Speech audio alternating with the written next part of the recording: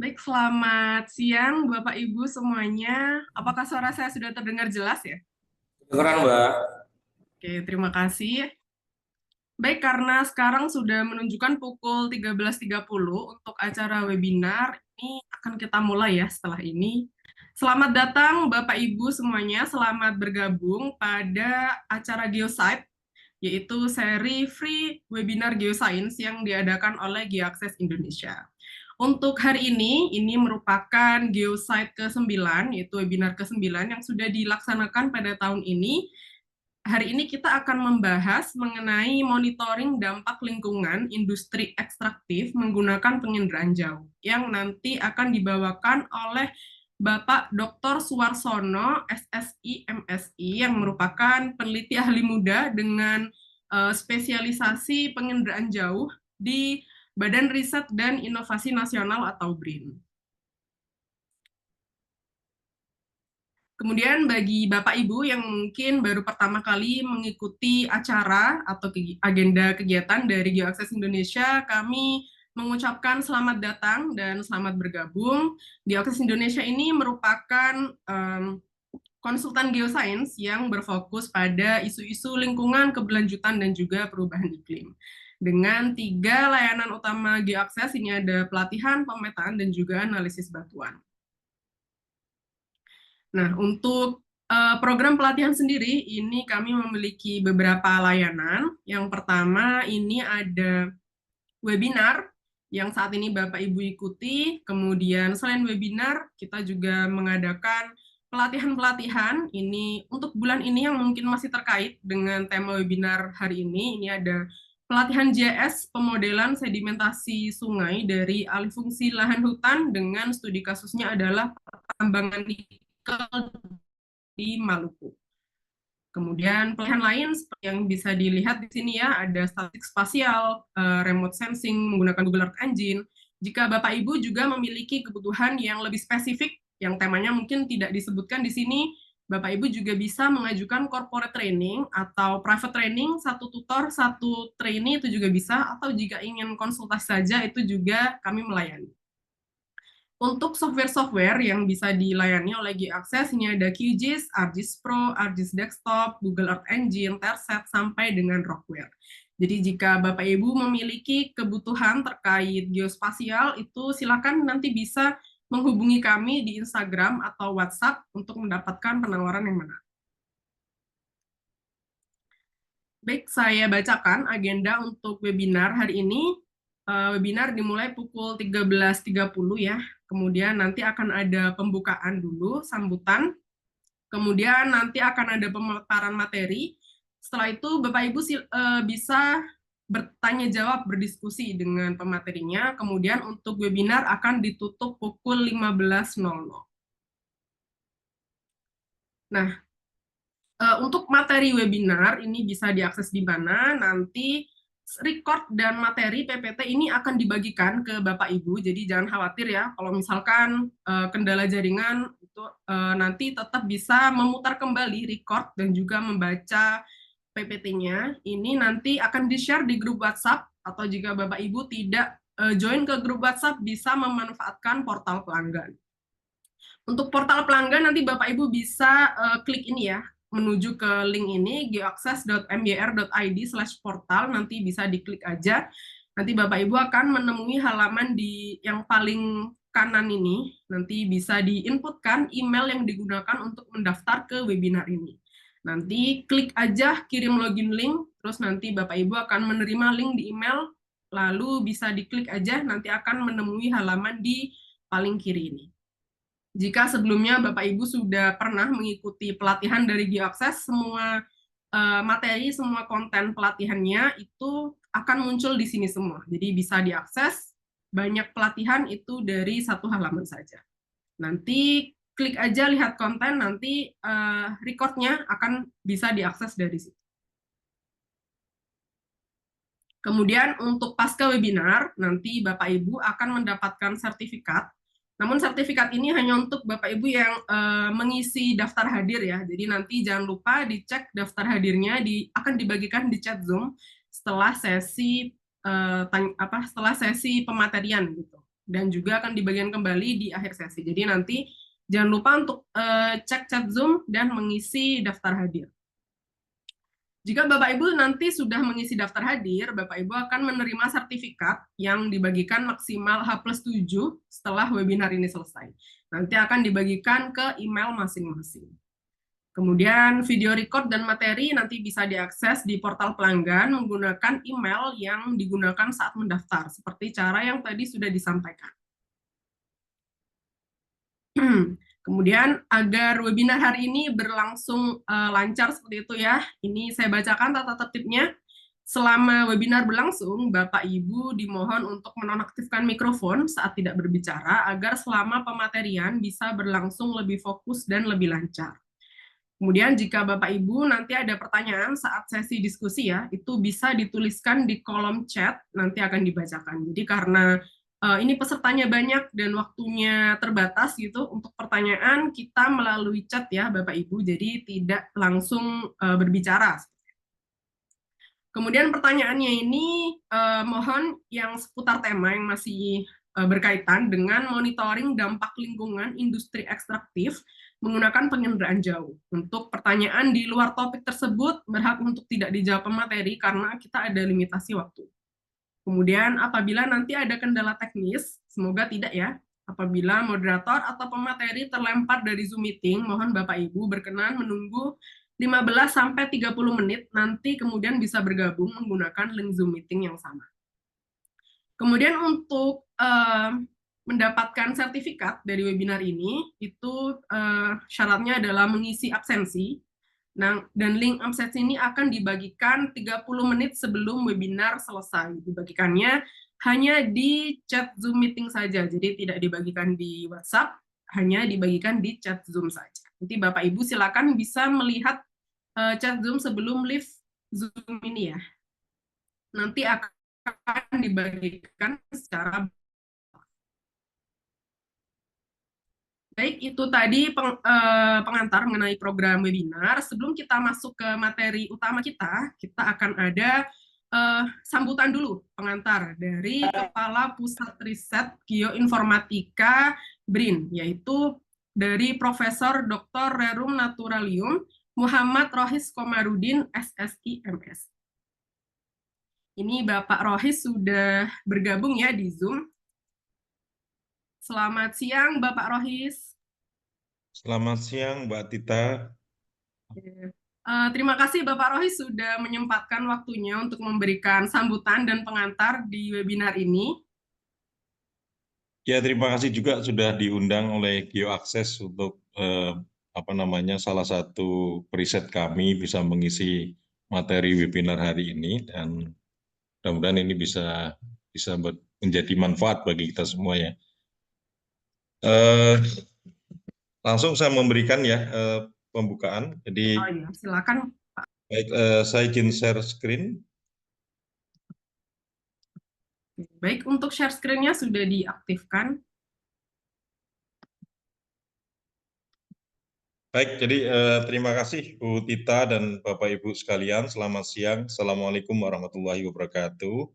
Syukur alhamdulillah ini kami dari BRIN diberikan kesempatan dan diundang oleh GeoAccess untuk mengisi webinar dengan judul Monitoring Dampak Lingkungan Industri Ekstraktif menggunakan teknologi penginderaan jauh. Jadi kalau kita melihat dari definisi industri ekstraktif adalah industri yang berkaitan dengan pengambilan kekayaan alam dan memanfaatkannya untuk keuntungan ekonomi. Dalam hari ini seperti terkait dengan pertanian, perikanan maupun pertambangan.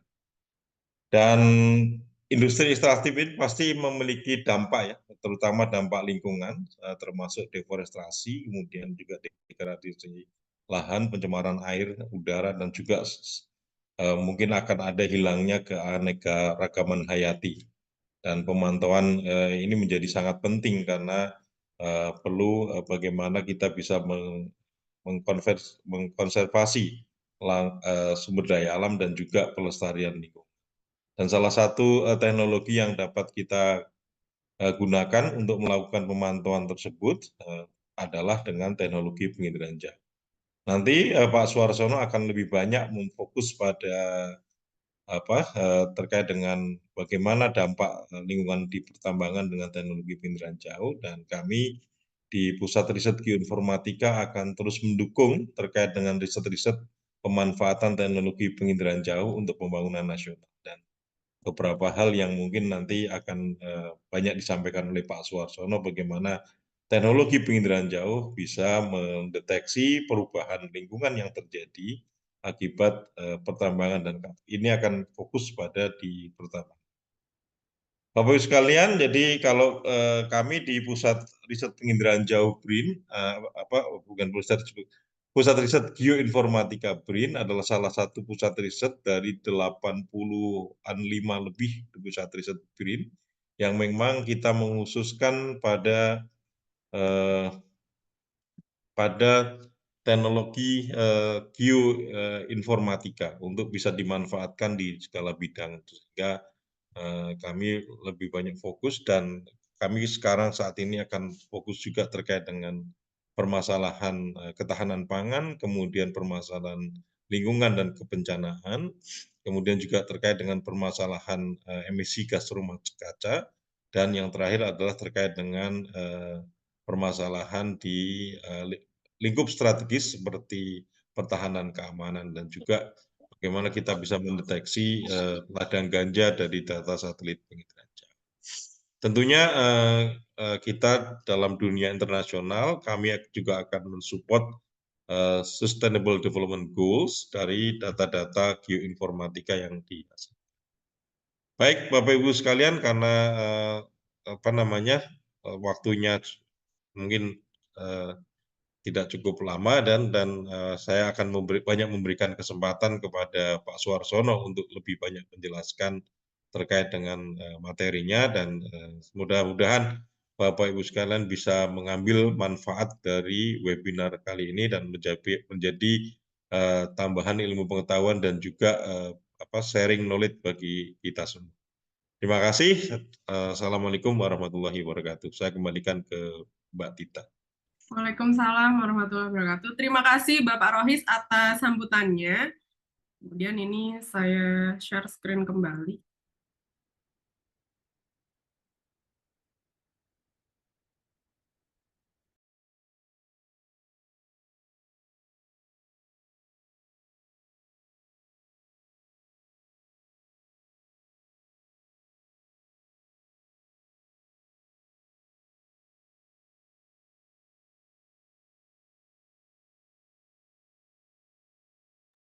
Baik, selanjutnya kita akan masuk ke materi utama yang akan dibawakan oleh Bapak Suarsono.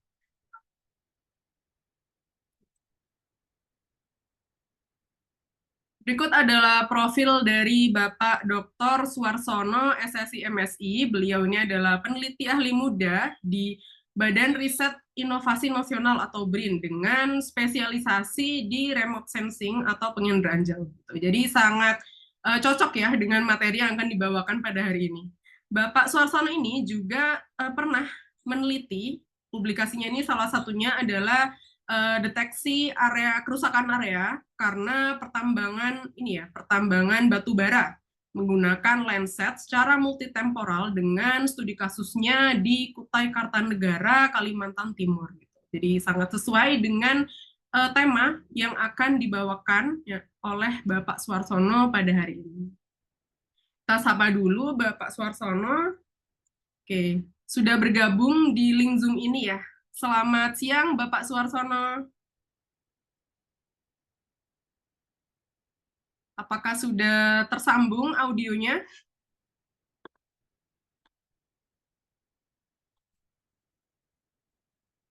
Baik, ini ada info. Ini Bapak Suarsono sedang ada trouble di device-nya, jadi sedang ganti device. Ini mohon teman-teman berkenan menunggu ya. Ini sedang restart.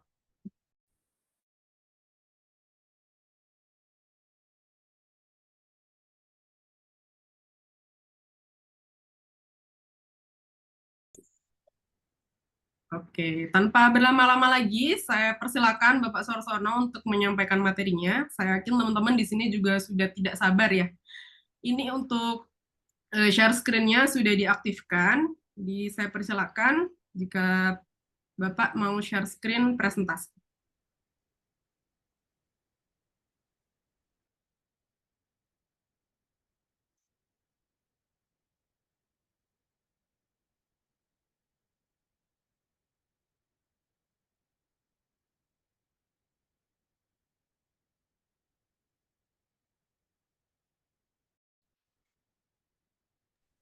Iya, silakan Bapak. Ini sudah diaktifkan. Apakah sudah terlihat? Masih proses ya. Sudah tahu sekarang? Sudah ya? Iya, sudah Sudah tahu. terbaca? Terlihat? Iya, sudah terlihat, Pak. Ya.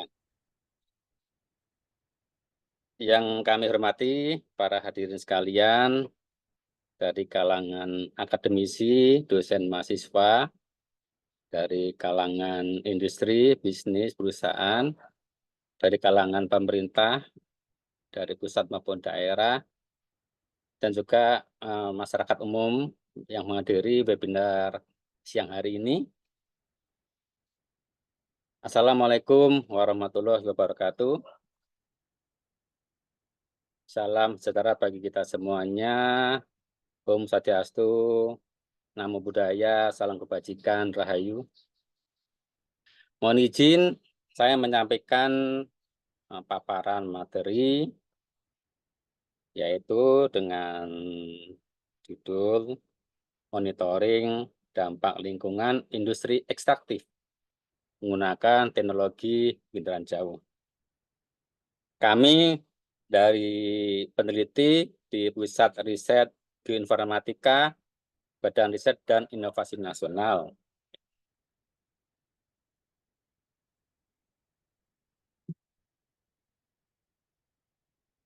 Ini adalah outline secara umum materi presentasi kami yang terdiri dari pertama mungkin pengenalan pengertian tentang industri ekstraktif, kedua konsepsi dasar penginderaan jauh, ketiga contoh data citra penginderaan jauh, keempat konsep pemanfaatan data citra penginderaan jauh untuk identifikasi indikasi kerusakan lingkungan akibat kegiatan industri ekstraktif. Kelima, beberapa contoh penerapan case tadi dan juga contoh-contoh publikasi hasil penelitian yang bisa dijadikan rujukan. Industri ekstraktif adalah sektor industri yang berkaitan dengan kegiatan penambangan atau pengambilan sumber daya alam dari bumi secara langsung. Sumber daya yang diekstraksi biasanya berupa bahan mentah, berupa mineral, minyak bumi, gas alam, batu bara, serta sumber daya alam lainnya. Kegiatan dalam industri ekstraktif meliputi ada eksplorasi, penggalian, dan pengolahan bahan-bahan ini untuk digunakan dalam berbagai sektor lain, seperti energi, konstruksi, manufaktur, dan juga lain-lainnya.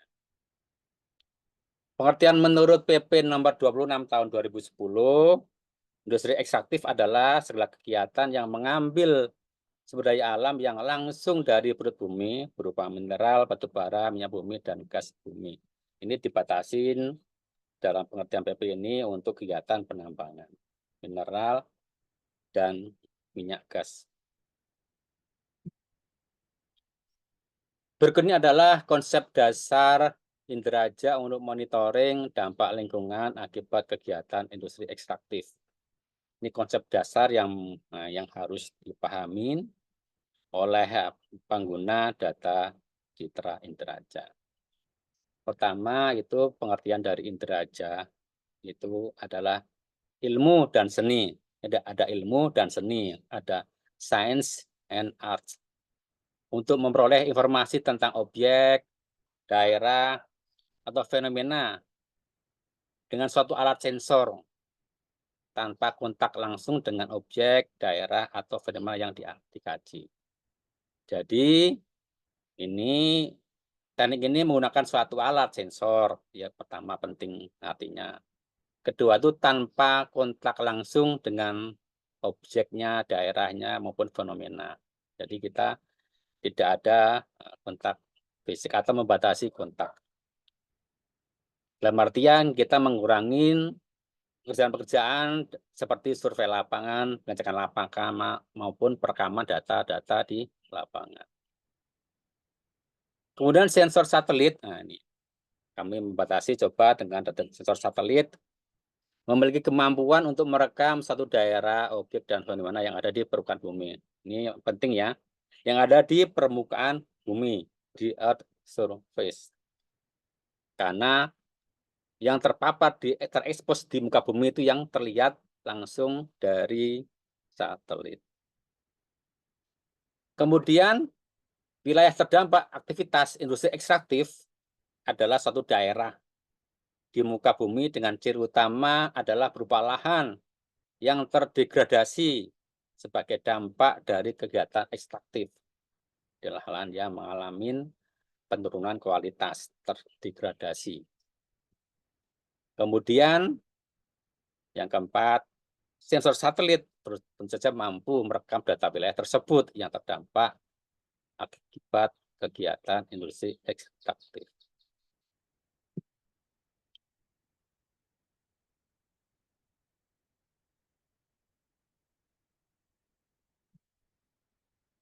Berikutnya adalah alur proses sistem pelintaran jauh. Ini perlu dipahami bahwa ada target, pertama ya, target itu kita artikan sebagai suatu daerah yang terdampak kegiatan penambangan. Kemudian matahari memancarkan gelombang radiasi elektromagnetik yang mengenai target tersebut. Jadi ada spektrum yang dari ultraviolet hingga spektrum termal, gelombang mikro. Kemudian gelombang tersebut akan dipantulkan ataupun diemisikan, dipancarkan, diterima oleh sensor di satelit, akan terekam, decoding oleh sensor yang terpasang di satelit. Kemudian data tersebut ditransmisikan ke ground station ataupun konstelasi satelit dan akan menjadi data yang penting untuk dilakukan analisis lebih lanjut sehingga akan dihasilkan suatu informasi yang berbasis spasial.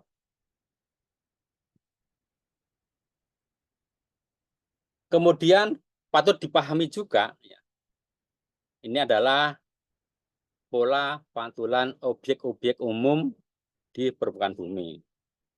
Kalau kita bisa bedakan, sebenarnya ada 3 objek umum di muka bumi. Yang pertama adalah tanah dan batuan. Kedua adalah vegetasi. Yang ketiga adalah air. Jadi ada 3 objek utama ya. Jika tiap-tiap objek kita coba pancarkan cahaya, kemudian kita tangkap cahayanya, akan memiliki respon yang berbeda-beda. Ini penting sekali. Di setiap pola-pola pantulan itu akan mencerminkan karakteristik dari objek itu ya. Jadi batuan, vegetasi, kemudian air. Sebagai contoh ini aja contoh untuk mengawali. Jadi air yang tercemar dengan air jernih masih bersih akan memiliki pola yang berbeda.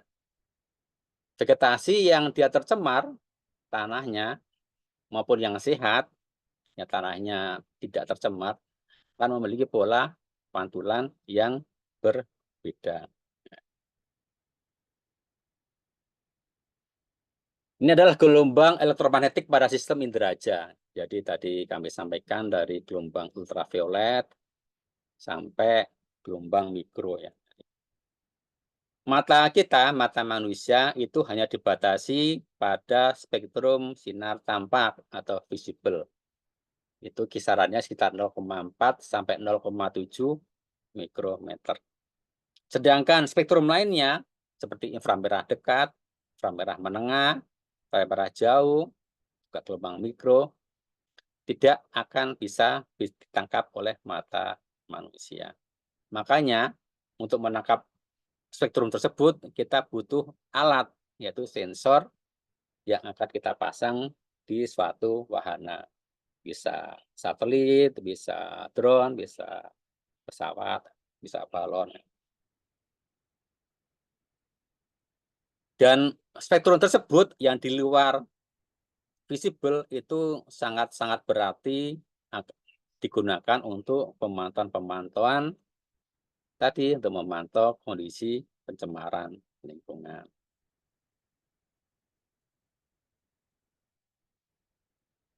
Kemudian kami akan bicara ada 3 aspek penting dalam data citra satelit. Yang pertama aspek spasial,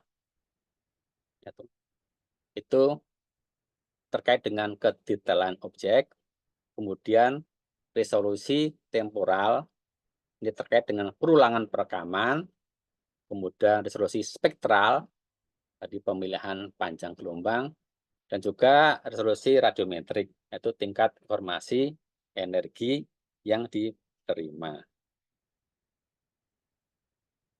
Ini contoh konteks resolusi spasial.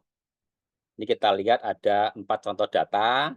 Pertama data MT-SAT-1R itu resolusi spasial 4 km. Kemudian NOAA itu 1 km. Landsat TM 30 meter. Ini Worldview 2 itu mencapai 0,5 meter. Inilah kedetailan objek yang bisa kita tangkap. Di data Landsat TM kita tidak bisa melihat pemukiman atau rumah secara individu ya. Jadi, rumah, blok-blok bangunan tidak bisa kita tangkap secara individu. Tetapi kalau kita lihat satu kawasan luas, pemukiman satu kota, satu kecamatan itu akan bisa kita deteksi. Ini nanti terkait dengan kegunaannya buat apa. Ya, jadi usage-nya itu nanti buat apa. Ini adalah resolusi temporal. Ya. Ini penting sekali jika kita ingin memantau yang bersifat dinamika dari waktu ke waktu. Nah, ini contoh dinamika suatu wilayah estuari, muara sungai, dari waktu ke waktu, kan kita bisa pantau secara konsisten, kontinu, jika kita bisa ketahui perubahannya. Ya. Ini kalau kita bisa lihat itu, setiap perubahan di estuari sebenarnya itu mencerminkan perubahan dinamika dalam suatu kawasan das tersebut. Ini contoh aplikasinya. Kemudian resolusi spektral ini mencakup panjang gelombang yang bisa ditangkap oleh data tersebut. Ini contoh Landsat 8. Landsat 8 ada 11 kanal. Tiap-tiap kanal itu merekam data dengan julat panjang gelombang tertentu. Band 1, band 2, band 3, band 4, band 5, 7, 8, 9, 10, 11. Kalau saya bisa kelompokkan, band 1 sampai 4 itu gelombang visible atau tampak. Kemudian kanal 5 itu adalah spektrum inframerah dekat. Kemudian 6, 7 itu adalah inframerah menengah. 8 itu pankromatik. 9 itu untuk keperluan atmosferik. Dan 10, 11 itu untuk yang berbau-bau dengan thermal, suhu. Nah, ini datanya cukup handal sekali untuk memantau sumber daya alam, lingkungan maupun kebencanaan.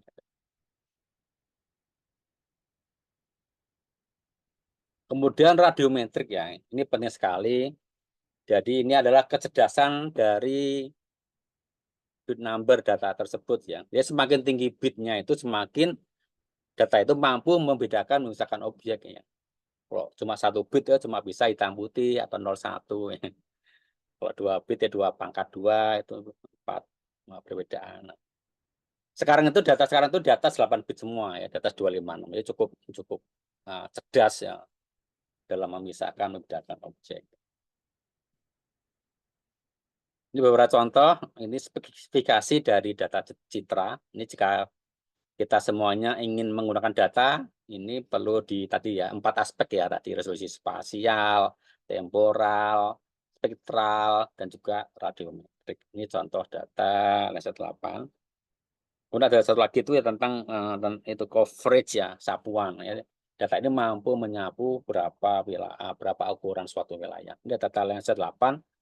Ini kalau kita lihat di contoh ini satu Pulau Madura itu bisa tercover, kemudian daerah Pantura, sekitar Surabaya, Gresik, Bondo bisa terpantau.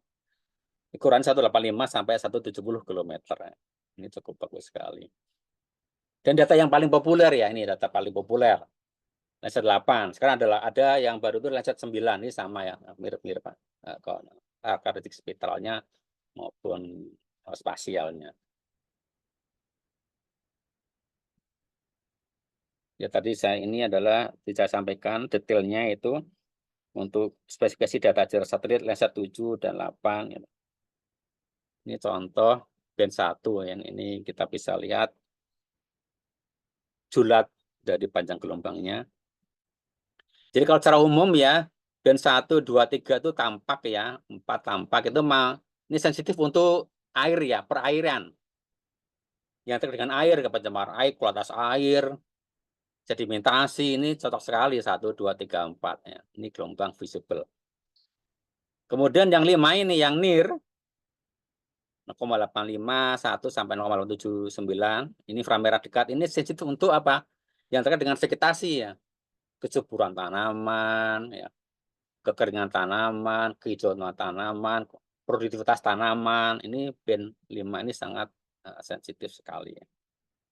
Kemudian band 6 dan 7 ini kan inframerah menengah. Ini sensitif hal yang terkait dengan tanah dan batuan ya. Jadi kayak jenis mineral, kemudian jenis tanah, ini ya, jenis batuan, itu sangat bagus untuk membedakannya. Misalnya dia batuan gamping dengan batuan bersih akan beda di pantulan pola spektralnya di band 6 dan band 7. Atau 8 itu pangkromatik ya, itu. Kemudian yang 30 meter yang band 9 itu untuk keperluan koreksi atmosfer. Dan yang band 10 11 ini sensitif terhadap yang terkait dengan thermal suhu. Jika kita ingin memantau suhu heat island urban ya, jadi suhu perkotaan, suhu pedesaan, kemudian memantau suhu erupsi gunung api ya, kebakaran hutan, ini sangat cocok sekali untuk memantaunya. Ini band thermal. Ini contoh yang data spot 6, spot 7. Ini ada di slide-nya. Ini lebih tinggi spasialnya. Ini data citra QuickBoard. Nah, kemudian ini sering digunakan untuk keperluan kayak tata ruang, perkotaan, pemetaan detail wilayah perkotaan, pedesaan. Karena di citra ini lebih jelas terlihat misalnya bangunannya, kemudian infrastrukturnya. Juga kelas data Pleiades. Kemudian ini ada data GeoEye 1. Kemudian Worldview 2. Ini contoh resolusi spasial 50 cm. Ini artinya ukuran objek terkecil yang bisa dipantau itu ya ukurannya 50 cm. Ini pentingnya resolusi spasial untuk melihat objek secara individu. Di slide saya uraikan juga kanal spektralnya. Ini yang data terbaru adalah Worldview 3 ini ya. Ini memiliki resolusi spasial untuk pangkromatik mencapai 30 cm. Ini kalau kita lihat ini tanaman bisa kepantau secara individu ya. Pohon-pohon kecil juga bisa kepantau di sini gitu ya. Hanya biasanya semakin tinggi spasialnya, temporalnya semakin rendah ya. Ini keberulangannya sekitar lebih dari 1 bulan ya, pengulangan perekaman. Kemudian juga dari harga ini lebih ya, tentu saja lebih mahal ya. Dan ini data komersial ya.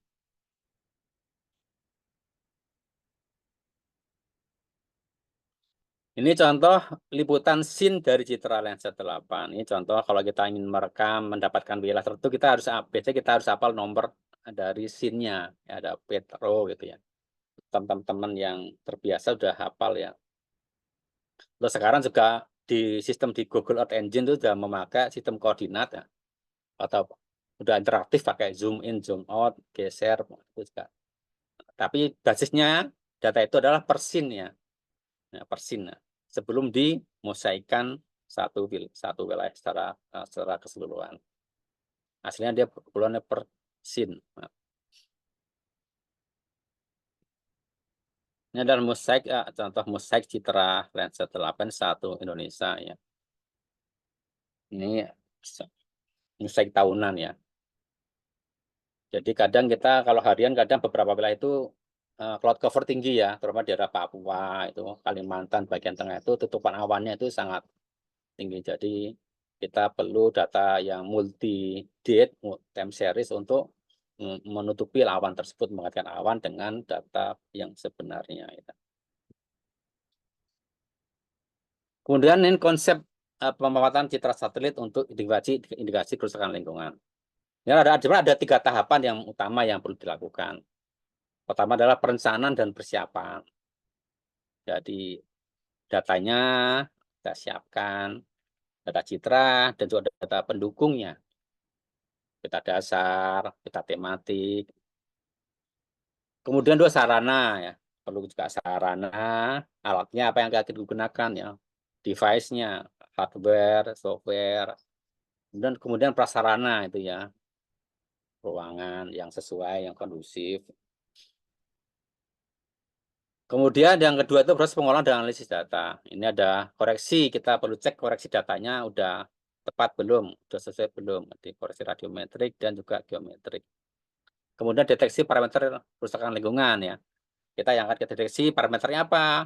Apakah land cover-nya, apakah reflektansinya, apakah dengan indeks, dengan suhu, dengan topografi ya. Kemudian kita bisa mengkelaskan tingkat kerusakan lingkungannya ya. Kita bisa kelaskan apakah tinggi, sedang, rendah. Kita bisa desain dari apa. Kemudian yang terpenting adalah yang ketiga adalah uji akurasi. Nah, itu penentuan data referensinya apa untuk uji akurasi, dan sehingga kita bisa ketahui tingkat akurasi dari informasi yang kita hasilkan.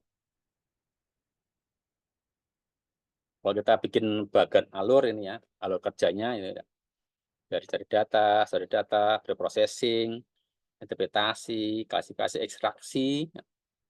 Kita fokus ke lokasi industri, ekstraktif, kemudian indikasi daerah terdampak, juga bisa menggunakan indeks vegetasi. Kita kompilasikan, kita analisiskan, kita bikin layout informasi spasialnya, petanya, kita bisa siapkan laporannya. Juga perlu beberapa wilayah perlu kita lakukan ground check tadi untuk uji akurasi dan juga melengkapi data yang dikira diperlukan. Kemudian metode interpretasi citra. Sebenarnya ada 2 ya, sebenarnya ada 2 metode utama dari interpretasi citra atau penafsiran citra. Pertama, metode secara visual. Nah, kita sebagai interpreter, penafsir, kita lakukan penafsiran secara visual berdasarkan kunci-kunci interpretasi citra. Ada rona, warna, bentuk, ukurannya, teksturnya, pattern atau polanya, bayangannya, situs atau letak objek tersebut, dan juga asosiasi antar objek. Ini penting sekali kita sebagai penafsir untuk memahami kunci-kunci interpretasi. Kedua itu ada metode secara digital. Di sini kita bisa menerapkan teknik digital seperti klasifikasi citra yang didasarkan atas apa? Statistik nilai pixelnya. Jadi based on pixel value. Ketiga, ini adalah perpaduan metode visual dan digital. Jadi kadang kita menggunakan 2 metode tersebut untuk menghasilkan informasi yang apa? Yang paling bagus. Secara digital, kita cek secara visual, jadi kita bisa lakukan suatu review editing yang paripurna. Ini adalah lokasi citra, mosaik citra Landsat di wilayah sebagian wilayah timur Jawa Tengah dan seluruh Jawa Timur dan sebagian Bali. Ini pada awal suatu kita melihat citra itu, kita pertama harus memahami karakteristik secara regional, secara umum. Ya. Jadi tidak bisa kita fokus pada satu lokasi tersebut. Kita lihat kondisi secara regional, secara umum dulu. Baru kita mengerucut ke wilayah yang akan jadi target analisis kita. Ini contoh, ini targetnya. Misal kita akan menganalisis wilayah terdampak di sekitar dataran selatan Gunung Semeru. Di situ ada pertambangan pasir batu yang masif, ya. Kita bisa lihat ini, kita ketahui. Kita harus memahami dulu ini source-nya material dari mana. Oh, dari mana kita ketahui ada alirannya, pola alirannya, kemudian ada tata guna lainnya secara umum kita bisa melihat. Secara sinoptik, ya, review secara umum kita bisa ketahui. Secara keruangan. Jadi ini kita akan memberikan gambaran secara utuh kondisi fokus lokus dari target lokasi yang akan kita petakan. Baru kita kaji analisis nilai spektral tiap-tiap band. Nah, ini ada kita dari 7 band. Nah, kita coba lakukan analisis dan kita bisa lakukan suatu kombinasi citra warna, ya, dengan teknik red, green, blue. Kita bisa ketahui secara detail band per band.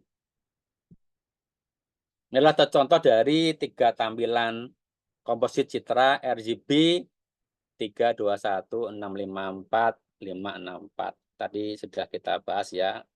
321 itu adalah kode dari kanal. Kita bisa ketahui 3 itu berarti dia kanal hijau, 2 itu merah 1, 1 itu merah pertama. Maaf, 3 itu green, 2 itu red, blue pertama, yang 1 blue yang kedua. Itu ya contoh. Kalau yang 654, 6 adalah SWIR, kemudian 5 itu adalah inframerah dekat, 4 itu adalah red. Ini kode-kodenya. Kita bisa lakukan suatu teknik kombinasi transformasi ruang warna. Tiap-tiap kombinasi akan memberikan respon yang berbeda, tampilan visual berbeda.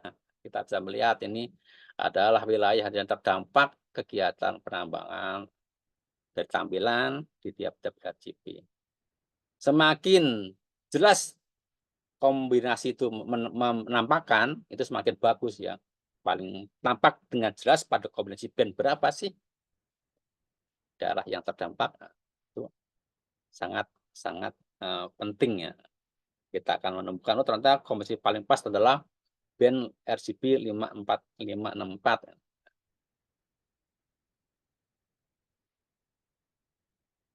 Ini contoh tampilan dari Landsat 8 RGB 654 dan juga spot 6 RGB 321. Ini 2 data spot kita 2 data citra kita bandingkan. Kita bisa ketahui detailnya secara spektral dan detail secara spasial. Kita lihat spot 6, walaupun dia itu detail spasialnya, tapi dia terbatas di spektrum kanalnya. Dia cuma ada 4 kanal, ini 321, ini yang 3 itu merah, 2 green, 1 itu blue. Nah, ini spektrum tampak. Kalau dengan citra 8, walaupun dia itu spasialnya lebih rendah, tapi memiliki spektral band yang lebih bagus. Ini ada SWIR, ya. Tadi 6, ya.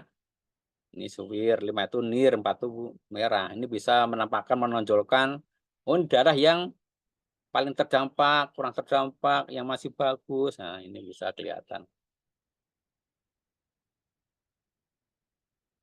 Ini kalau kita bisa lihat di kondisi di lapangannya, ini, ya. Ini adalah tadi, ya, 6 ini suwir dia tampak karena kita dominannya ada batuan, jadi dari berbatuan akan nampak bagus yang menonjol. 5 itu yang inframerah, yang vegetasinya yang ada gundul akan juga nampak. Yang 4 itu adalah merah, dia sensitif terhadap air. Jadi, dan dari air pun juga akan nampak. Ini memadukan antara sensitivitas untuk soil and rock, kemudian yang 5 itu yang inframerah itu vegetasi, 4 itu adalah yang air. Biasanya ini kombinasi paling umum digunakan untuk Indonesia 8 ya, ini ya. Dan dia menggunakan 3 kombinasi paling 3 objek umum, ada soil and rock, tanah batuan, vegetasi, dan juga air. Kemudian berikutnya estimasi parameter indikator kerusakan lingkungan dari citra inderaja. Dan tadi dari citra satelit kita bisa kaji resolusi spasial, spektral, temporal, dan radiometrik. Ini bisa mencerminkan parameter land cover atau tutupan lahan. Kemudian parameter reflektansi pantulan. Indeks itu adalah kombinasi dari persamaan matematis dari berbagai kanal pantulan.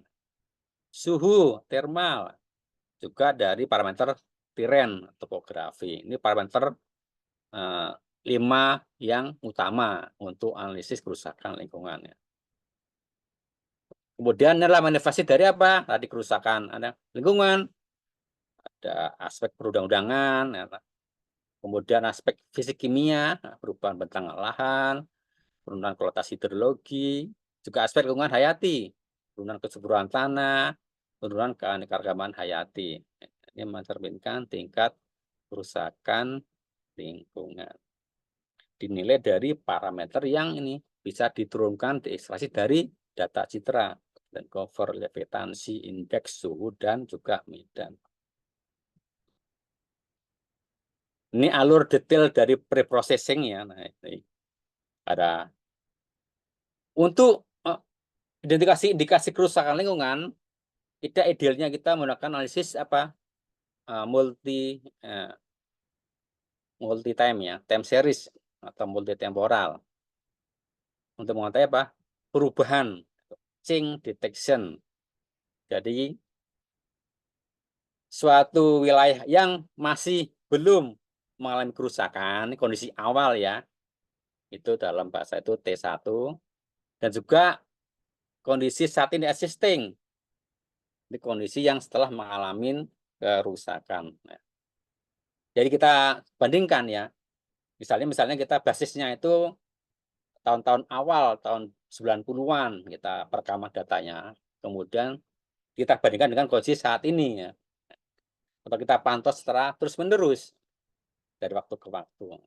Ini adalah kita mendeteksi adanya perubahan-perubahan yang terjadi yang tampak dari citra berdasarkan parameter tadi, land cover, reflektansi, indeks, suhu, ya, juga medan. Kita bisa bangun suatu algoritma jika kita ingin lakukan secara otomatis, dan ini akan kita menghasilkan suatu informasi terkait dengan indikasi kerusakan lingkungan. Tentu saja juga perlu adanya verifikasi dan juga validasi. Ini beberapa contoh indeks remote sensing yang dapat digunakan sebagai indikator kerusakan lingkungan. Pertama adalah NDVI, Normalized Difference Vegetation Index. Ini terkait inisiasi terhadap vegetasi ya, untuk memahami perubahan dalam vegetasi. Kedua, NDSI, Normalized Difference Soil Index, untuk memahami perubahan terkait dengan tanah, batuan. Ini juga 3 parameter NDVI, Normalized Different Water Index, untuk yang terkait dengan air ya. Objek vegetasi, soil and rock, tanah batuan, dan juga objek air. Kemudian ada lagi GEMI itu ya, ini umum ya, ini global ya, memadukan hampir semua parameter ya, Global Environmental Monitoring Index. Ini bisa kita cobakan untuk mengetahui indikasi kerusakan lingkungan. Jika kita ingin analisis secara digital otomatis. Tadi saya sampaikan ini objek utama di lokasi pertambangan. Di soil and rock, bahan galian tanah batuan, kemudian tubuh air, batu genangan atau danau atau rawa atau buangan ya. Void yang terisi air. Juga ini adalah vegetasi, ya, tanaman-tanaman yang ada di sekitar wilayah pertambangan. Kalau kita lihat citranya, ini citra tadi terkait dengan ada 3 objek utama. Kita lihat citra RGB-nya, kita bisa ketahui ya secara visual. Kalau bahan galian tanah batu itu warnanya biasanya merah-merah, kemerah-merahan. Kalau air itu hitam kebiru-biruan, kita situ ke hijau-hijauan. Ini adalah 3 warna natural yang bisa kita lihat dari citra secara visual.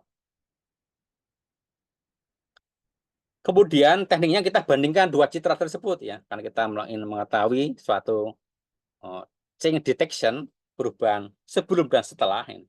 Ini kondisi di tahun 2000 ya, ini contoh kami ambil di lokasi tambang timah di Pulau Bangka. Ini di tahun 2000 dari citra raja 7 ETM plus. Kemudian kedua, ini data setelahnya ya, setelah terjadi aktivitas penambangan. Ini sekitar ada 15 tahun kita bandingkan. Secara visual kita bisa mengetahui adanya perubahan-perubahan dari vegetasi menjadi tanah-tanah terbuka, lahan lokasi tambang, juga air-air yang terindikasi mengalami pencemaran. Kita coba ekstraksi nilai NDVI ya. Normalis Different Vegetation Index. Kita bisa ukur nilai NDVI periode pertama sebelum mengalami kerusakan, NDVI kedua, ya, taruhlah kita kondisi saat ini existing, dan kita ukur juga ini penting nih ya, difference-nya, itu perubahannya, difference NDVI. Ya. Kita bisa mengukur berapa sih perubahan dari tingkat kehijauan vegetasi yang terukur pada data NDVI.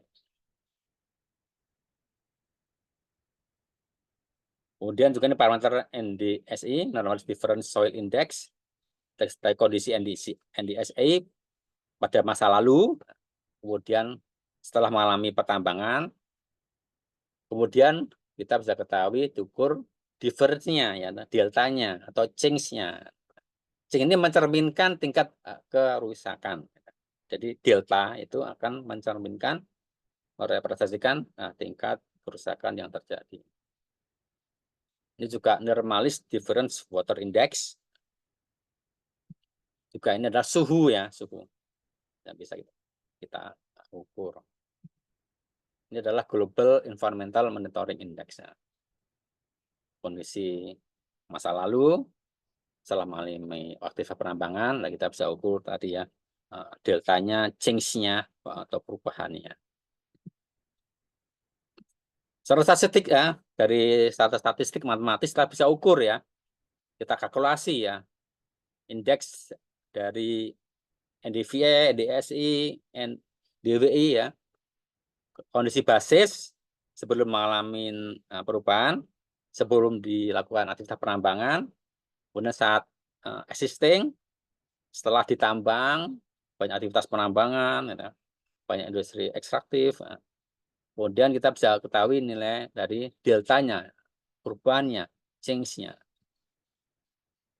Karena NDSI, kita juga bisa ukur kondisi basis, existing, dan perubahannya. Ini 3 parameter penting ya, basis, kemudian existing, dan juga perubahannya, change-nya. Kemudian ini juga dari GEMI ya, Global Environmental Monitoring Index, kita bisa ukur kondisi basis, existing, dan perubahannya.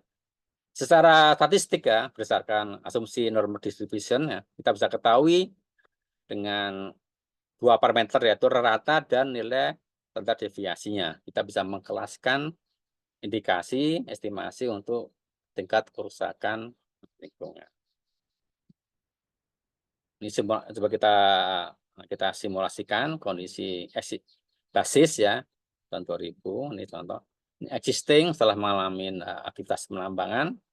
Kemudian kita bisa ketahui nilai perubahannya. Berdasarkan statistik analisis ya ketahui, kita kelaskan kerusakan tinggi, sedang maupun rendah. Nah, ini.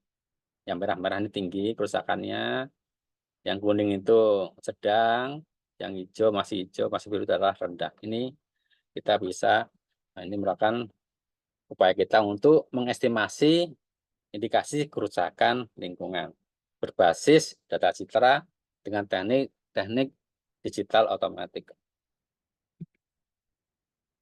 Ini contoh untuk lokasi lainnya, ini tambang sirtu, ini tambang boksit, tambang batu bara. Kita bisa coba kategorikan indikasi tingkat kerusakannya dari sisi tinggi, sedang maupun rendah. Ini kita crop, kita coba crop untuk detail wilayahnya. Ini yang merah ini kerusakan yang paling tinggi ya. Yang kuning ini yang sedang, yang masih biru, hijau, ini yang rendah.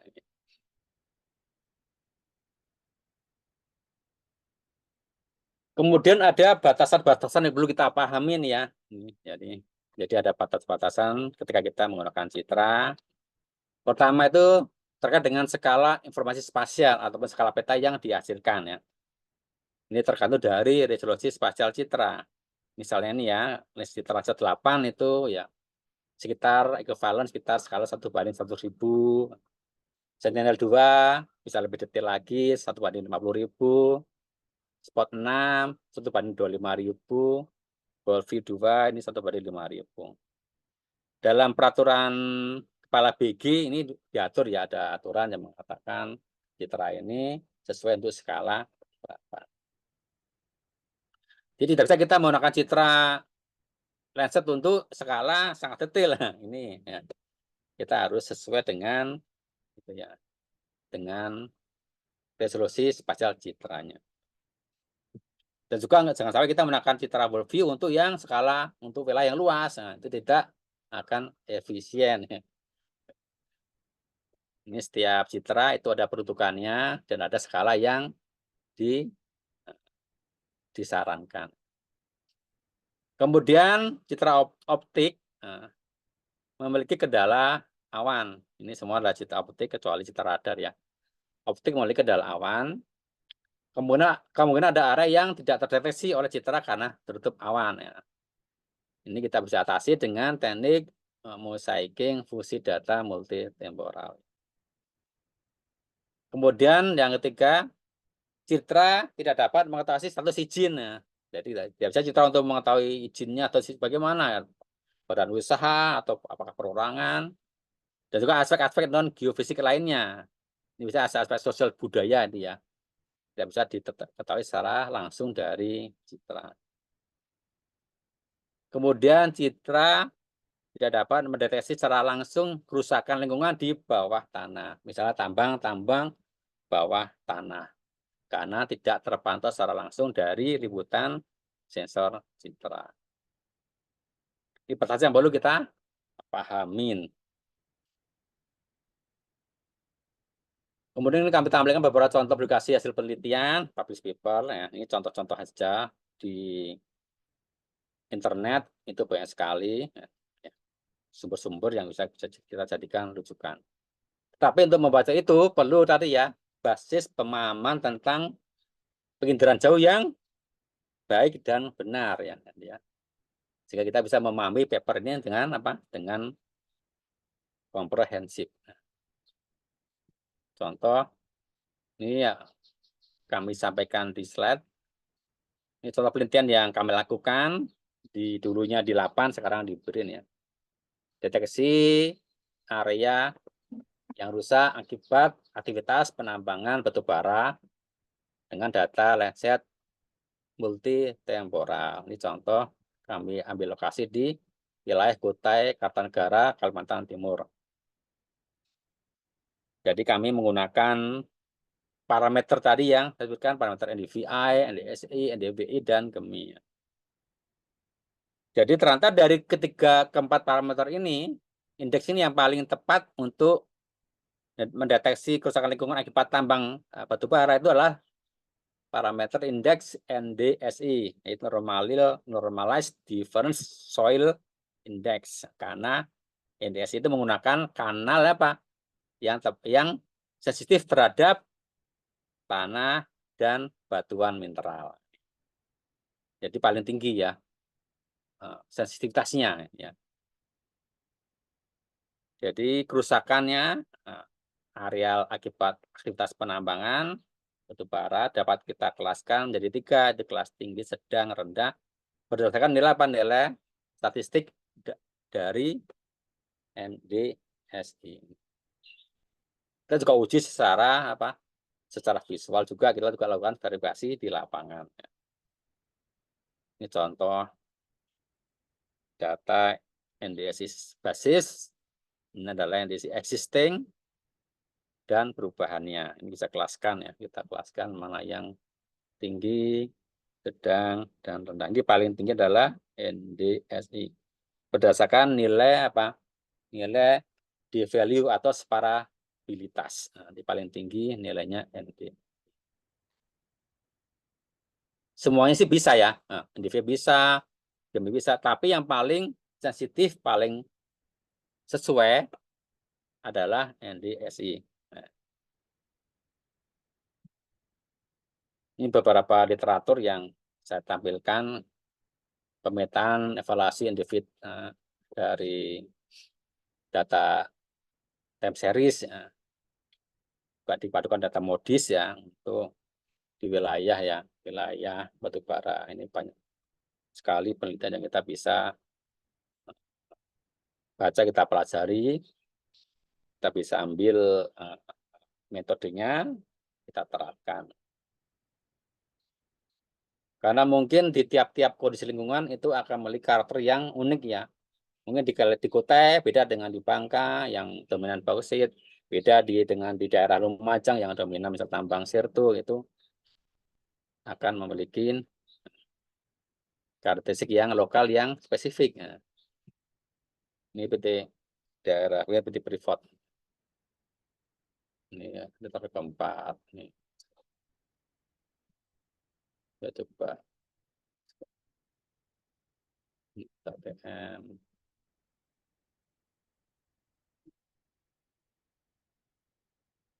Nah, ada juga bisa dipelajarin. Intinya tadi ya, dari beberapa peraturan ini ada tadi ada lima parameter ya. Pertama itu line cover ya. Kedua itu adalah reflektansi. Ketiga adalah indeks. Yang keempat suhu. Dan kelima itu adalah topografi. Nah, ini saya coba ramu dari banyak penelitian, ada 5 parameter itu yang dapat digunakan untuk mendeteksi indikasi kerusakan lingkungan berbasis data citra.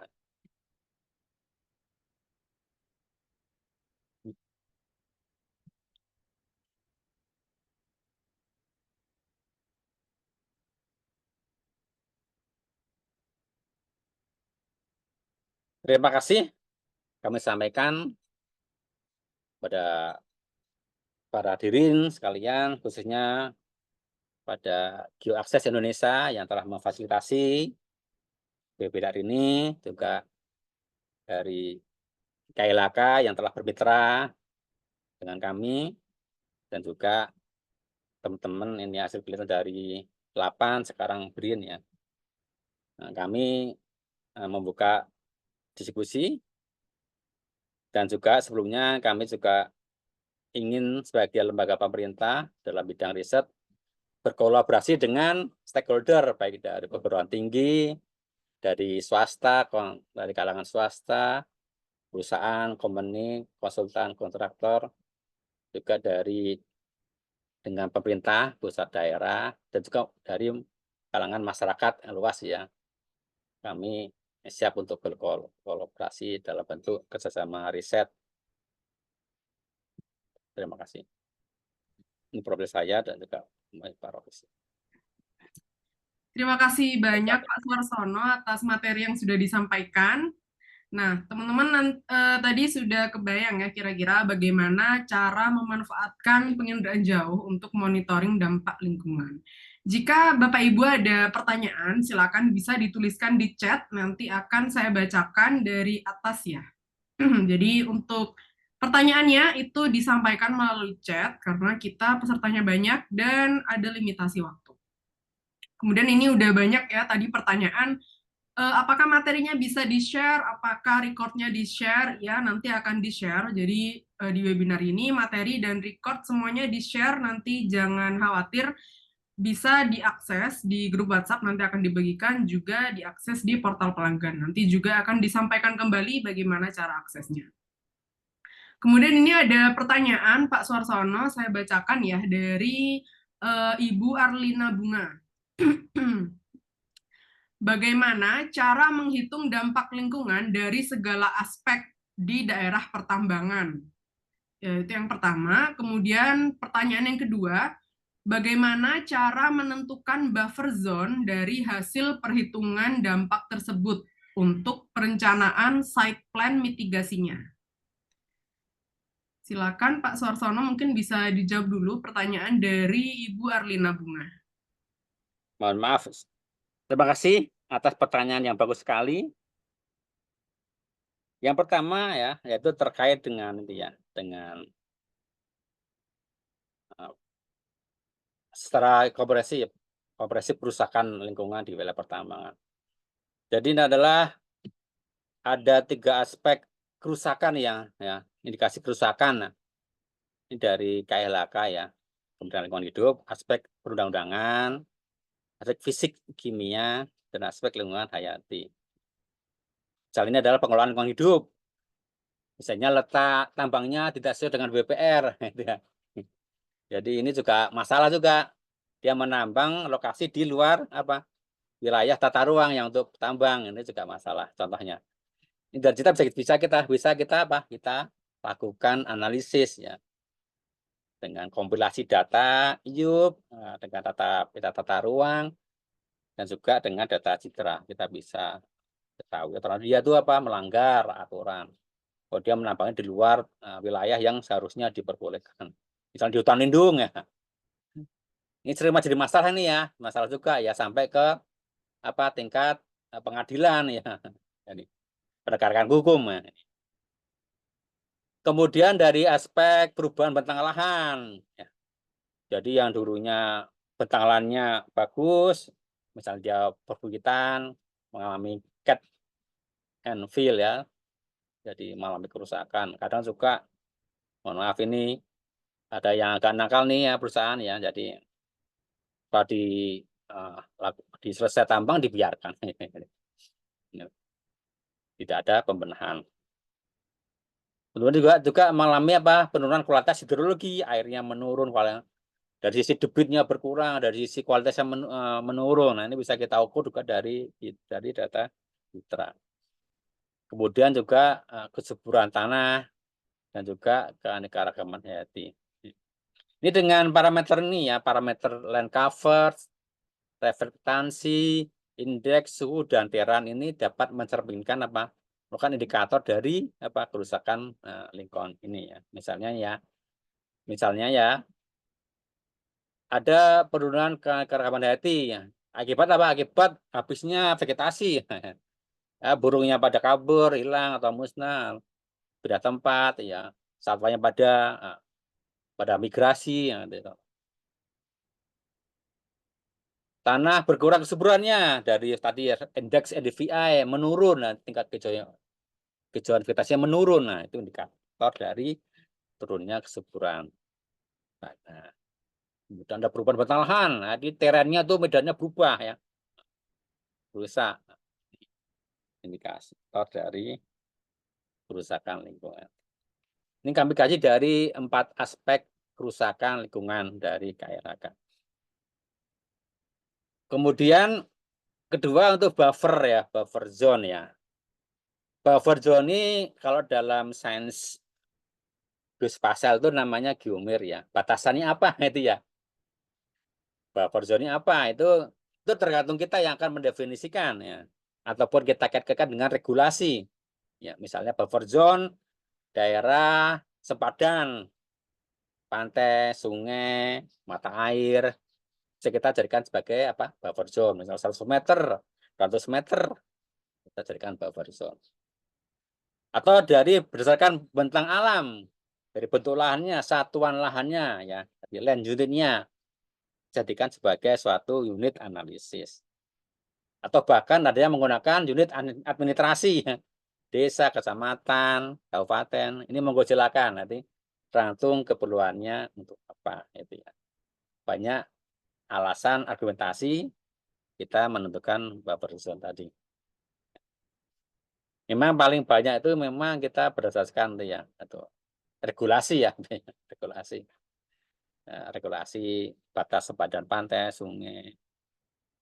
Tapi nggak menutup kemungkinan kita gunakan buffer zone pakai land unit, satuan lahan, ataupun buffer zone dari administrasi ya. Kan kita memang unitnya administrasi ya, desa, kecamatan. Kita ingin kaji kerusakan lingkungan di akibat tambang di daerah mana? Daerah desa, kecamatan Sampean, Sukabumi ya, itu bisa monggo saja. Demikian jawaban saya. Terima kasih. Baik, semoga sudah terjawab ya, Ibu Arlina. Kemudian ini juga sudah saya share link presensi di chat Zoom ya, teman-teman. Bisa diisi, karena link presensi ini nanti akan menjadi syarat untuk mendapatkan sertifikat seperti itu. Ini kemudian pertanyaan kedua dari Bapak Muhammad Hafiz. Izin bertanya, setelah melakukan identifikasi kerusakan lahan sebagai akademisi, apa saja yang dapat dijadikan output dalam penelitian terkait? Apakah hanya sebatas rekomendasi kebijakan? Terima kasih.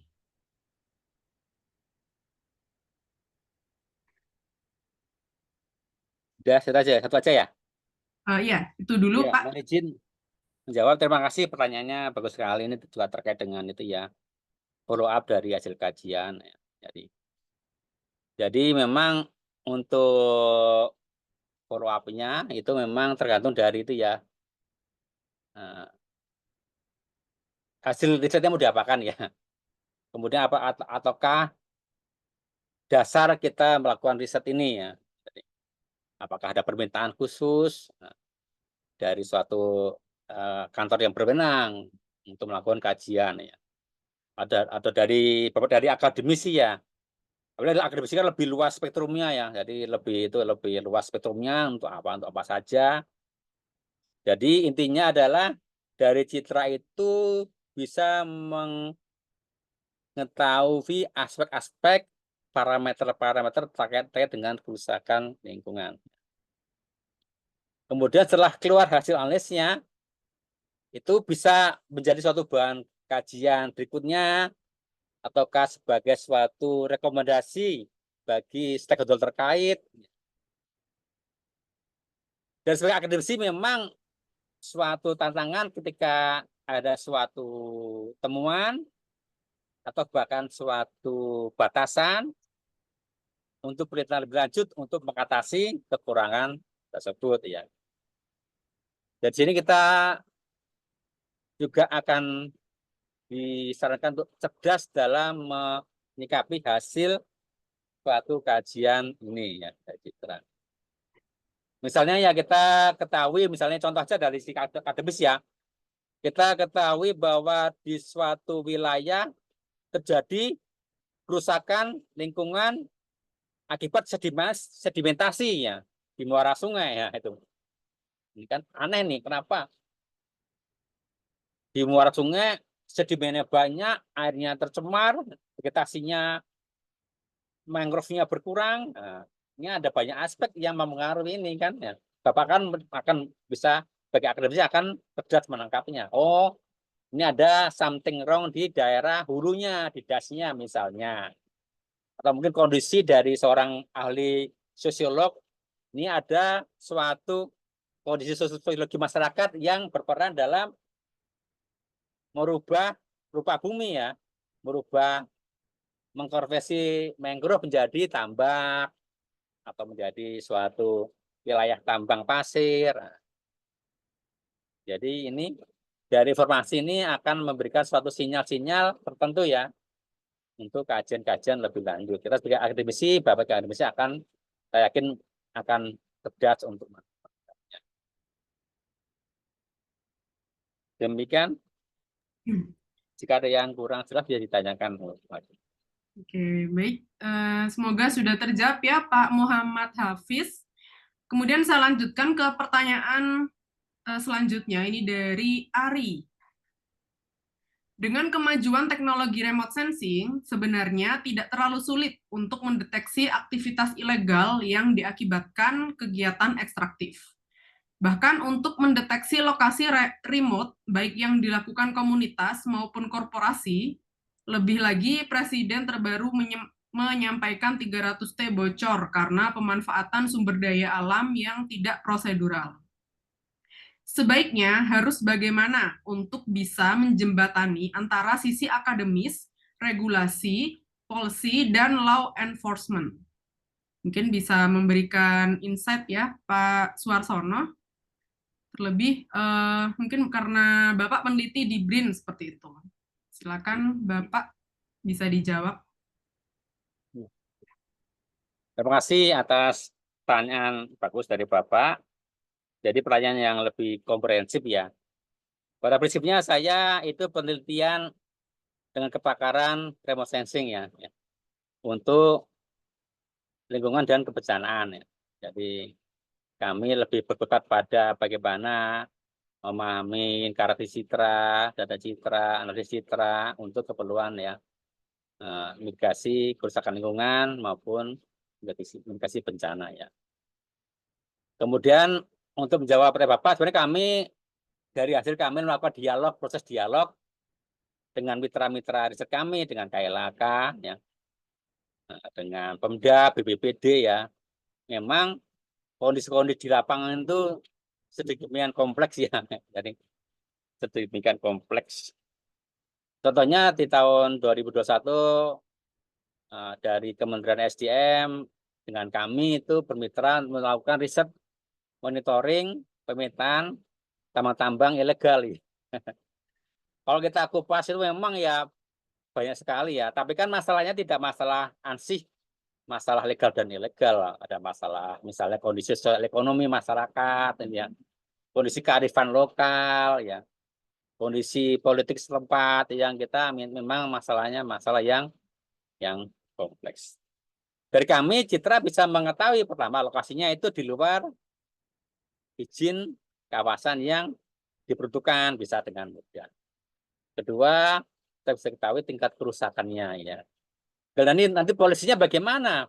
Jadi nanti diserahkan ke stakeholder terkait, misal dari lingkungan hidup, dari Kementerian Sosial, Kementerian SDM, Dinas SDM, juga Gakum, polisi, kejaksaan. Itu bagaimana kita mencikapinya itu ya. Karena kompleksitas kondisi sebenarnya di lapangan ya. Kami hanya melihat dari citra ya. Untuk mengartikannya dari hasil teman-teman ini ya, silahkan para pengguna untuk mengartikan dan menggunakannya itu ya. Kami juga pernah dijadikan saksi ahli ya di pengadilan ya. Kita sampaikan apa ada fakta dari citra itu ya, apa adanya ya. Di luar konteks itu adalah bukan konteks kami sebagai peneliti dari citra itu ya. Itu ya. Jadi dari citra itu menampilkan informasi fakta apa adanya, tidak ditutup-tutupin. Jika dia itu terlalu di luar kawasan, ya di luar kawasan. Dia itu rusak itu ya. Tinggal nanti penggunaannya informasi ini monggo gitu. Sampai kami pernah mengalami dan diminta bantuan untuk menganalisis sampai itu ya. Sampai parcel tanah pun bisa kita juga diminta bantuan. Jadi sekitar antar masyarakat dengan Pemda setempat, dengan perusahaan itu tingkat sampai parcel tanah pun kita juga pernah memfasilitasi. Intinya dari citra kita bisa memalukan fakta apa adanya gitu ya. Fakta yang benar nampak apa adanya. Demikian, semoga bisa menjawab. Oke, terima kasih Pak. Semoga bisa terjawab ya. Tadi yang nanya dari Kak Ari. Kemudian ini ada pertanyaan selanjutnya dari Kak Danan. Apakah teknologi penginderaan jauh memungkinkan dalam melakukan analisa secara live?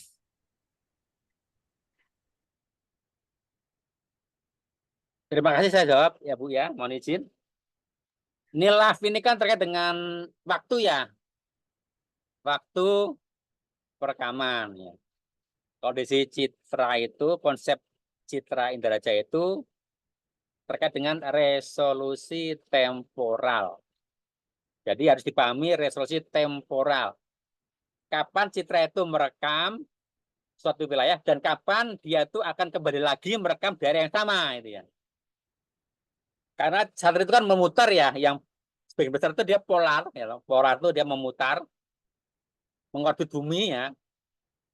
Dan dia butuh waktu untuk memutar sampai merekam daerah yang sama. Itu data, contoh data citra Landsat 8, itu dia tuh butuh waktu sekitar 16 hari sekali untuk kembali ke posisi yang sama. Data Sentinel-2 butuh waktu 10 hari ya. Data Spot lebih dari 1 bulan. Jadi butuh waktu ya. Tidak bisa, memang tidak bisa live ya. Namun ada data citra yang bisa lebih tinggi temporalnya. Itu di citra perekaman jenis geostasioner. Itu biasanya itu perekaman terkait dengan dinamika tinggi seperti cuaca, angin ya, curah hujan gitu ya. Karena butuh tinggi resolusi temporalnya. Merekam sekitar 10 menit sekali ya. Ya tiap 10 menit dia merekam. Hanya citra ini jenisnya diperuntukkan untuk keperluan meteorologis ya tadi ya. Untuk memantau curah hujan, arah angin, tekanan udara itu ya. Tidak untuk menganalisis sumber daya alam, lingkungan maupun kebencanaan secara detail. Tadi ya, jadi ketika kita ingin mengetahui perubahannya, kita perlu memahami resolusi temporal dari citra tersebut. Baik, Demikian. terima kasih Pak. Semoga sudah terjawab ya Kak Danan pertanyaannya. Kemudian ini ada pertanyaan selanjutnya dari Bapak Eka Hartomi. Apakah aplikasi remote sensing ini dapat dikaitkan dengan penyakit atau kesehatan? Karena tadi salah satu aplikasinya kita dapat mengetahui kondisi hidrologi, parameter fisik kimia, yang secara teori juga bisa berdampak ke kesehatan masyarakat juga. Silakan Pak, bisa dijawab pertanyaannya. Terima kasih, ini pertanyaan sangat bagus sekali ya. Dan sebenarnya sudah dijawab ya. Jadi dalam pertanyaan udah ada jawabannya sebenarnya. Jadi dari citra itu bisa mengetahui kondisi karakteristik dari habitat ya, habitat makhluk hidupnya, habitat manusia ya, terutama penduduk masyarakat maupun habitat dari satwa-satwa yang terkait dengan penyakit. Misalnya nyamuk, malaria itu kan. Jadi kita punya kondisi habitatnya. Jadi apakah dia itu dalam kondisi daerah dengan kelembapan tinggi ya, atau dengan kelembapan kering ya, atau kita daerah itu dengan memiliki suhu udara yang bagaimana. Nah, kita bisa ketahui habitatnya. Contohnya misalnya contoh habitat dari nyamuk malaria terkait dengan endemi ya, endemik. Itu kita bisa pantau habitat dari lokasi yang endemik malaria di daerah rawa-rawa itu ya, daerah muara sungai itu ya. Kita bisa ketahui indikasi-indikasi. Oh, daerah ini kayaknya nih daerah endemik ya, habitat nyamuk malaria. Jadi masyarakatnya pun, nah ini ya, yang tinggal pun terpapar oleh penyakit ini ya itu. Ya. Atau kita bisa ketahui jika kita penafsir yang ulung ya, contoh ya, suatu wilayah dengan diketahui berada pada bentang alam kapur ya. Nah, kars ya contohnya ya, kapur ya. Itu kan kondisi hidrologi kan dia tuh air-air sadar banyak sekali tercemar oleh kalsium karbonat airnya itu ya. Ini kemungkinan akan indikasi-indikasi penyakit-penyakit kayak batu ginjal ya. Itu banyak ditemui ya ini. Ini habitat di mana penduduk tinggal, warga masyarakat tinggal itu akan juga mencerminkan tingkat keterpaparan terhadap suatu penyakit tertentu ini. Itu banyak sekali penelitian kalau kita ingin kaji ya. Monggo jika ingin kolaborasi dengan kami untuk melakukan riset lebih detailnya itu ya. Demikian jawaban dari saya. Semoga sudah terjawab ya Bapak Eka Hartomi. Kemudian ini ada pertanyaan lagi dari Bapak Aditya Arga. Adakah hasil analisis penginderaan jauh yang sudah berdampak terhadap kebijakan pemerintah Indonesia dalam pengambilan keputusan terhadap kerusakan lingkungan di dunia pertambangan? Bisa dijawab, Pak? Terima kasih, ini pertanyaan bagus sekali ya. Jadi ini penggunaan data citra itu sangat luas sekali ya, sangat luas sekali penggunaannya. Hampir semua sektor itu sudah menggunakan dan mensyaratkan penggunaan data citra satelit. Dari sisi perencanaan hingga sisi monitoring ya. Kalau kita ingin lihat regulasi dari Kementerian SDM ya tuh. Jadi perusahaan itu harus melakukan monitoring ya, lokasi yang menjadi kawasannya itu ya, monitoring ya. Sampai monitoring pasca tambang pun harus dimonitoring. Jadi pasca kita ada selesai tambang pun harus dimonitoring bagaimana kondisi vegetasi hasil reklamasi itu pun harus dimonitoring. Ini menjadi suatu persyaratan, suatu bagian dari suatu regulasi yang harus diterapkan oleh perusahaan. Ini sudah hampir semua perusahaan harus melakukannya ini. Jadi sudah banyak sekali suatu persyaratan penggunaan citra dan tekniknya untuk memantau aktivitas pertambangan. Aktivitasnya maupun juga impact-nya maupun usaha untuk mengurangi impact dari aktivitas tersebut. Nah, ini sudah cukup luas. Oke, semoga sudah terjawab ya Bapak Aditya Arga. Kemudian ini ada pertanyaan lagi. Mungkin ini pertanyaan terakhir ya Bapak Ibu, karena ini sudah menunjukkan pukul 15.00. Ini pertanyaan terakhir dari Bapak Michael. Apakah remote sensing bisa digunakan pada saat cuaca buruk, misalnya saat badai? Dan apakah pada saat kondisi cuaca berawan, hasil pengamatan remote sensing menjadi kurang akurat? Bagaimana caranya untuk mengakali pengamatan pada saat terhalang oleh awan? Silakan Bapak Suarsono bisa dijawab. Terima kasih. Ini pertanyaan bagus sekali ini ya. Jadi salah satu faktor utama yang menjadi kendala penggunaan citra jenis optik ya. Ini jenis optik ini yang kalau ada awan itu tertutup awan ya, nggak bisa melihat di bawah awan ya, nggak tembus awan. Jadi memang behavior dari karakteristik dari panca gelombangnya nggak bisa nembus awan ya. Gelombang ultraviolet hingga gelombang inframerah termal tidak bisa menembus awan.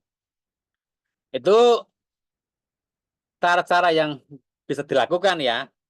Biasanya pertama menggunakan data multisensor. Jadi kita gunakan data sensor Landsat, data Sentinel-2, Landsat 8, Landsat 9, Sentinel-2 itu ya. Pleiades ya, hampir semua data bisa kita gunakan ya untuk mengambil celah-celah ketika ada awan. Ini memang pas ada awan memang nggak bisa kelihatan ya. Pas ada awan, hari itu jam itu ada awan, detik itu ada awan, citra nggak bisa merekam ya. Mungkin ada celah di esok harinya itu ya, hari kemudian ya ada celah. Kita butuh data sensor yang lainnya itu ya, data pada platform lainnya. Ini butuh data multi sensor. Kemudian yang kedua itu teknik dengan menggunakan data radar. Ya, data radar memang data yang bisa menembus awan. Ya, data sintetik aperture radar. Ada dua metode polarisasi SAR maupun metode interferometrik SAR. Nah, itu bisa digunakan untuk menganalisis ketika ada awan. Hanya kelemahannya data radar ini data yang bersifat untuk mengetahui apa? Bersifat topografik measurement ya, yaitu topografi ya, medan. Dan juga bersifat apa? Yang tekstural analisis ya. Nanti kalau kita analisis kayak tadi kayak untuk menghitung NDVI, untuk menghitung tadi suhu memang tidak memiliki batasan-batasan. Beberapa teknik multipolarisasi sudah pernah dilakukan ya, dengan kombinasi multipolarisasi vertikal horizontal, vertikal vertikal, horizontal vertikal itu bisa telah juga dicobakan ya, dengan hasil cukup bagus ya, ya. Jadi ketika untuk karakteristik vegetasi, data multipol dari SAR bisa digunakan untuk memahami karakteristik dari tekstural vegetasi. Jadi teknik data multisensor, kedua teknik data radar atau data SAR, sintetik aperture radar. Demikian jawaban dari saya. Baik, terima kasih Pak Suarsono. Itu tadi adalah pertanyaan terakhir ya, karena kita sudah di penghujung acara, ini sudah pukul 15.04 seperti itu. Untuk selanjutnya saya akan stop share ya. Bapak izin stop share dari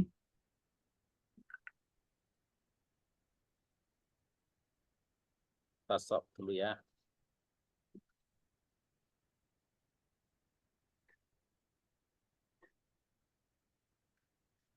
Oke, baik Bapak Ibu, kita sudah ada di penghujung webinar ya. Ini tadi ada beberapa pertanyaan terkait materi. Apakah materinya akan di-share, sertifikatnya akan dikirimkan kemana? Ini akan saya jelaskan kembali. Untuk materi itu nanti akan di-share di grup WhatsApp. Dan juga Bapak Ibu bisa akses melalui portal pelanggan dengan cara mengunjungi link berikut geoaccess.mir.id/portal. Nanti bisa login menggunakan email yang sudah digunakan untuk mendaftar webinar ini. Seperti itu. Kemudian untuk sertifikat, ini Bapak Ibu yang sudah mengisi daftar hadir, itu akan mendapatkan sertifikat yang dikirim maksimal H+7 ke email masing-masing. Jadi jangan khawatir, untuk record dan PPT yang tadi akan di-share.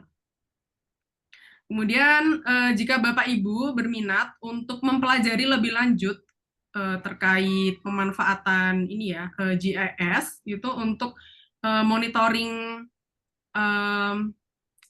kerusakan dari industri ekstraktif, ini Geoaccess sedang mengadakan pelatihan GIS pemodelan sedimentasi sungai dari alih fungsi lahan hutan atau deforestasi dengan studi kasusnya ini di Dasagea dari pertambangan nikel di Halmahera Tengah. Jika Bapak Ibu tertarik, nanti bisa mendaftar di geoaccess.mir.id. Baik, untuk acara webinar hari ini sampai sini ya Bapak Ibu, ini sudah selesai. Terima kasih Bapak Suarsono sudah memberikan materi yang begitu insightful ya. Semoga materi dari Bapak Mbak Atumji.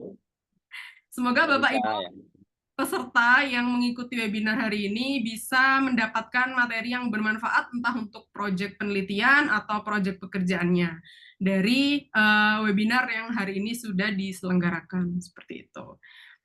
Baik teman-teman, untuk webinar hari ini saya cukupkan, saya akhiri. Saya Tita selaku moderator, berterima kasih kepada Pak Suarsono selaku pemateri, juga teman-teman yang sudah hadir dari awal sampai akhir, dan sudah aktif berdiskusi tadi ya, tanya jawab di kolom chat.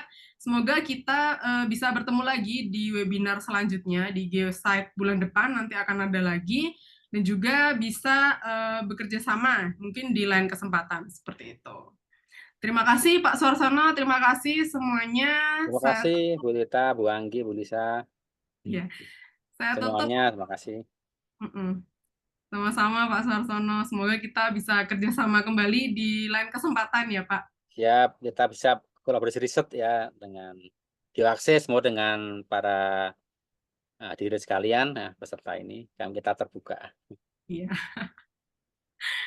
Baik, terima kasih semuanya untuk webinarnya. Saya tutup. Jangan lupa untuk isi presensi ya, sudah di-share kembali di link chat. Bagi yang belum isi, silakan bisa isi. Terima kasih semuanya. Selamat sore. Selamat sore. Sore. Selamat sore, Bu. Selamat sore, Bu.